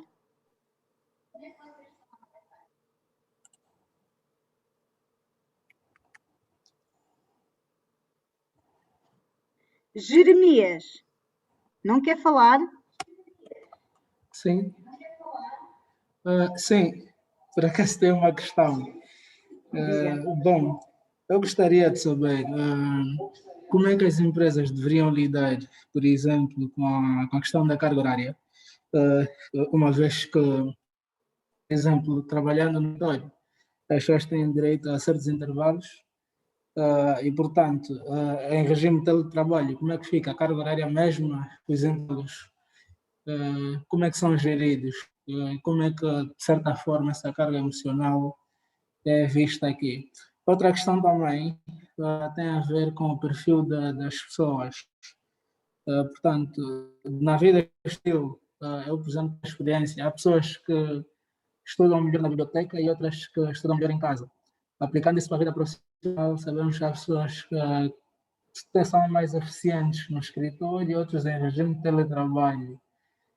Como é que essas pessoas deveriam gerir melhor isso, uma vez que atendendo a conjuntura, ou seja, o fator Covid-19, as pessoas são obrigadas a ficar em casa e a trabalhar em regime de teletrabalho. Como é que essas pessoas devem gerir emocionalmente esse facto? Quem é que quer responder? Mara, Sónia, Margarida? Se bem percebi, portanto, o que estava a colocar era a questão, há pessoas que funcionam em termos de perfil, portanto, gerem melhor o seu trabalho em casa, e outras que funcionam melhor no seu local de trabalho. É isso? Foi essa a questão que colocou? Jeremias? Sim. Sim, foi uma das. Sim. A primeira queria carga horária. Vamos querer começar às 7h30, termina às 17h30. Tem uma carga horária determinada. E em regime de... Peço desculpa que eu estou a ver com alguns cortes. O colega estava a falar. E outra, por exemplo, as pessoas que estão mais habituadas a trabalhar. Eu peço desculpa que eu estou a ouvir com alguns cortes, não sei se é a minha tem internet. A ver, olha, Mara, uma das questões que ele está a falar é a parte da carga horária a nível laboral. Ou seja, quando estamos em casa, em trabalho, Entramos às 7h30, saímos do meio-dia a 1 para almoçar e depois saímos às 4h30 outra vez. Em termos de... A outra questão que ele faz tem a ver com o local, por exemplo, de um estudante que estuda bem na biblioteca, vai para a biblioteca porque consegue se concentrar na biblioteca, mas está a partir de casa, a concentração não é, se calhar, propriamente a mesma. A Margarida falou um bocadinho sobre isso, mas se calhar o colega quer ver o tema mais aprofundado. Mas relativamente à parte do horário laboral, consegues responder? Em relação ao horário laboral e em relação ao resto, portanto, isso tem a ver muito com o perfil comportamental de cada um de nós, não é? Portanto, cada um de nós tem um perfil comportamental. Aliás, nós podemos fazer isso, nós fazemos análise comportamental de cada pessoa. E através desse perfil comportamental nós percebemos que há pessoas que estão mais aptas ou têm mais disciplina para fazer um horário de trabalho mais reduzido, outras trabalham mais horas, outras trabalham mais de manhã ou são mais eficazes, digamos assim, no horário da manhã, outras mais do horário noturno. Outras são mais eficazes ou sentem-se mais concentradas a trabalhar numa biblioteca, outras sentem-se muito mais concentradas a trabalhar no seu espaço de casa. Portanto, isto tem muito a ver com o perfil de cada um de nós, não é? Efetivamente, gerir os perfis comportamentais de todos numa organização não é fácil, mas é possível. Esse pode ser um dos grandes desafios que uma organização tem. Hoje em dia, com a pandemia, também nos veio desafiar a fazer isto, porque há uns tempos atrás falar em teletrabalho era quase impossível. Hoje já se vê muitas organizações a colocar as pessoas em teletrabalho, portanto os desafios estão aí à porta. Assim como também a questão do perfil comportamental, também nós não falávamos em perfis comportamentais há muito tempo atrás e agora já começamos a falar em perfis comportamentais. Portanto, eu acho que tudo acaba por ser um desafio. A questão da carga horária, efetivamente, há pessoas que não funcionam a trabalhar um dia inteiro. Não são de todo, eu não concordo e isso está mais do que provado em termos científicos. Há pessoas que não funcionam nem a trabalhar os 5 dias por semana, nem tampouco a trabalhar as 8 horas diárias ou 7 horas. Há pessoas que são muito boas a trabalhar, por exemplo, 4 horas. E isso depende realmente da disciplina de cada um. Eu posso ser muito boa em 4 horas, por exemplo, no meu dia hoje, e à tarde ir para a piscina, por exemplo, e amanhã funcionar 8 horas e ser muito boa a trabalhar essas 8 horas. Portanto, depende muito da disciplina de cada um de nós. Vocês podem perguntar, ok, e como é que eu vou gerir isto nos meus colaboradores? Depende muito também da liderança, do líder que se tem nas organizações, ou dos gestores que estão nas organizações. Não sei se respondi à questão. Não, ficou claro. A questão o que eu queria dizer? Para alguns funcionários, por exemplo, isso acontece, iriam achar um pouco tudo bem que outras pessoas conseguem gerir muito melhor o seu tempo e fazer muito mais em tão pouco tempo, né? Mas a questão é o estar no escritório e o estar em casa, portanto, uma vez que todo mundo está no escritório, a carga horária seria a mesma para todas, independentemente de um ser mais eficaz ou não. Mas, Jeremias, tu não te esqueças que tu tens uma atividade laboral, certo? Sim, tudo passa por um desafio. Acredito que do ponto de gestão não é fácil por exemplo, agregar esses todos os perfis. Imagina-me que tu és... Sim. Imagina-me, Jeremias, desculpa, que tu... Sim, estamos-te a ouvir. Jeremias, estamos-te a ouvir. Sim, sim. Mas olha, uma das situações, imagina-me que tu tens uma empresa, que estás numa empresa em que a tua atividade é processar documentos. Tens que processar, imagina-me que tens que processar 10 faturas nesse dia. Se tu estás em casa, tens que processar também essas 10 faturas, independentemente que seja nas 4 primeiras horas da manhã e que fiques com o resto da tarde livre, ou que as faças toda a tarde, ou que leves o dia todo para as fazer. O teu objetivo a nível laboral tem que ficar preenchido naquele dia, certo? Agora, se levas menos tempo, mais tempo a fazê-lo, o que é que acontece muitas das vezes? Como estamos em casa e quando estamos sozinhos, acabamos por executar as nossas tarefas muito mais rapidamente, não é? Gisela? Olá, Carla. Olá a todos. Queres dar um exemplo de como é que nós nos organizamos também nesse sentido na BV? Sim, cá na Boioveitas nós temos o teletrabalho, mas de uma maneira flexível, tanto que não temos dias obrigatórios assim para estar no escritório. Cada manager é responsável em gerir a presença da sua equipa no escritório. O que encorajamos muito é a comunicação contínua. Claro, porque estar a trabalhar remotamente é diferente de ter a equipa aqui à nossa frente.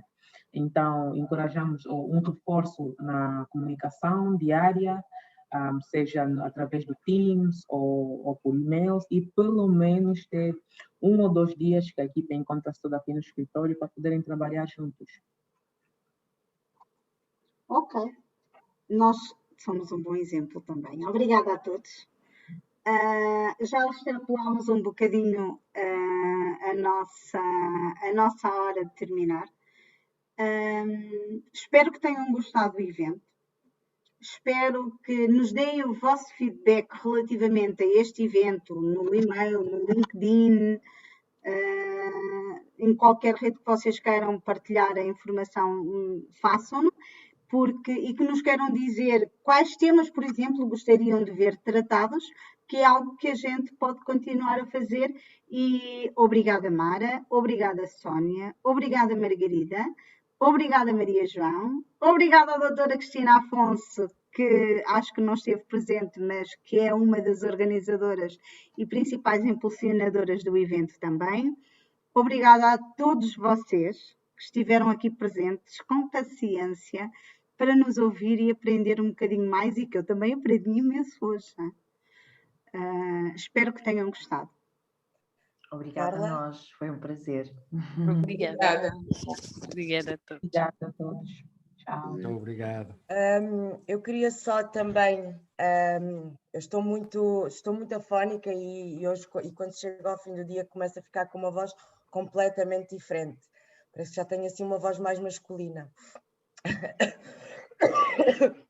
Mas eu também queria agradecer a todos vocês, às oradoras, à Carla enquanto moderadora, a todos os presentes que estiveram aqui. Acima de tudo, enaltecer a vossa capacidade de resiliência por estarem aqui.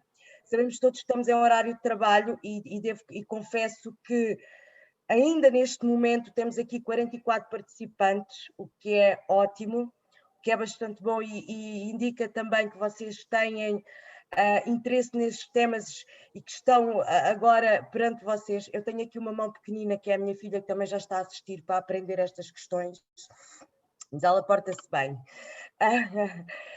Também devo dizer que, para além destes participantes que vocês conseguem ver aqui, 44 participantes, tivemos mais 10 participantes fora, num grupo de formação, que pararam também a sua formação, porque era todo o interesse também assistirem a estes temas, até para a própria formação que eles estão a frequentar, e vermos o que é que o híbrido que temos neste momento, nestes eventos, que já não estamos na parte presencial, estamos na parte online, mas tivemos aqui intervenções diretas.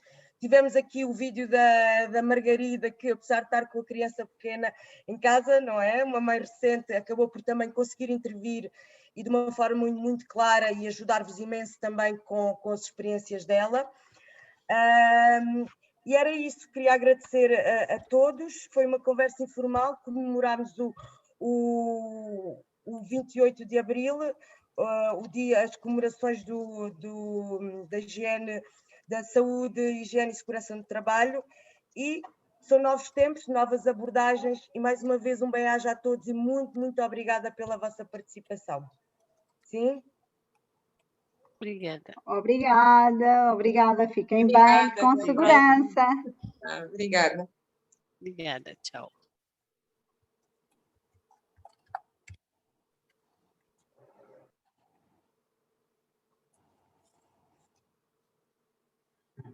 Não posso evitar de pagar a minha filha.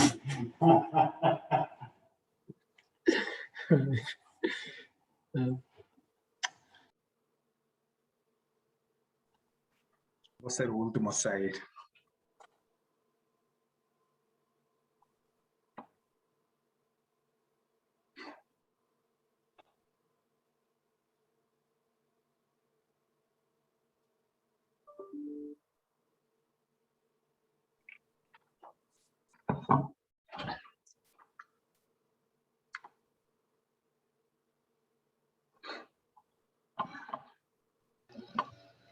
Obrigado e até a próxima. Estamos juntos. Obrigada, obrigada. Fiquem bem. Obrigada. Até já. Deus. Até já. Deus. Obrigada.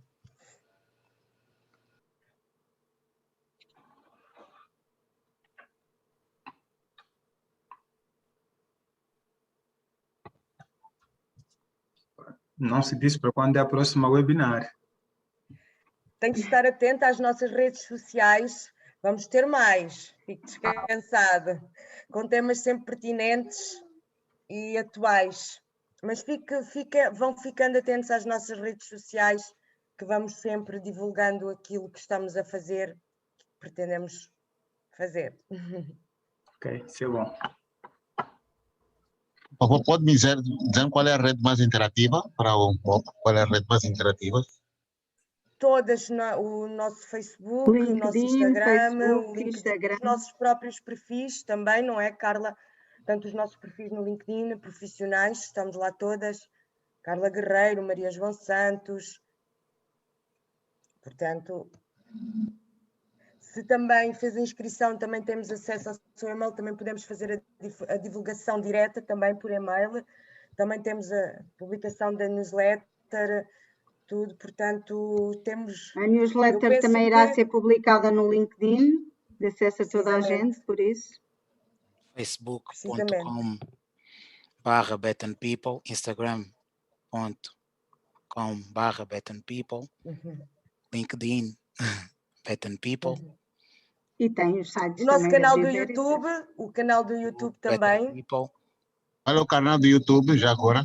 Betten People, só é apenas pesquisar Betten People no YouTube e irá encontrar. Ok. Já encontrarão muitos conteúdos, até com outros temas, no nosso canal do YouTube. Portanto, podem sempre. Muito bom, interessante. Tem, de qualquer forma, as duas redes mais importantes, que são o Facebook e o Instagram, não é? Também o LinkedIn, mas perguntou quais é que tinham mais atividade. Tem agora aqui no bate-papo também aqui descritas, está bem? Só precisa mesmo de copiar no seu browser e conseguir ver já, está bem? Deixa-me aqui tomar nota.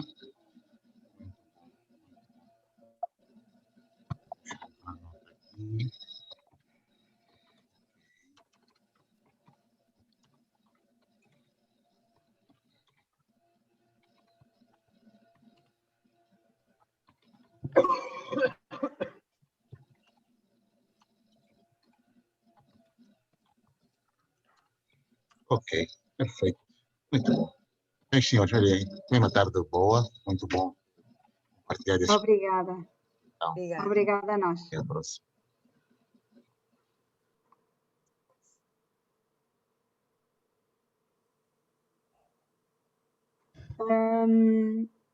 Maria João, se calhar encerramos.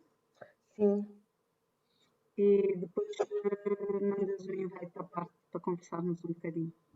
Ok.